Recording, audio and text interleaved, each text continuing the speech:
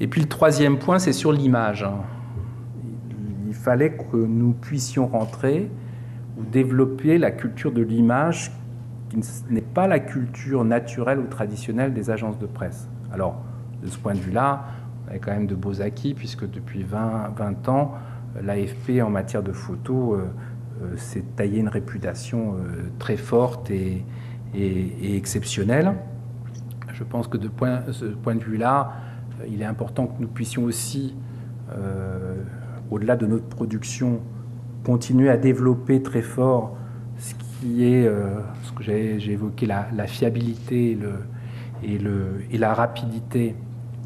Voilà, on a eu dans les derniers mois 2 bons exemples de ces valeurs appliquées au domaine de l'image. La fiabilité, nous avons été la première agence de presse à dire que la photo de Ben Laden, qui était supposée, la photo de Ben Laden supposée mort, et qui a circulé partout, sauf à l'AFP, était totalement fausse.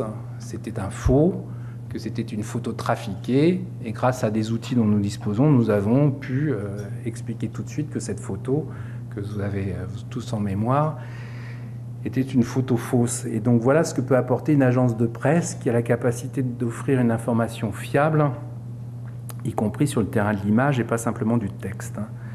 Et puis dans le même domaine de la rapidité, c'est la photo de Kadhafi mort, c'est l'AFP qui l'a sorti comme un scoop mondial.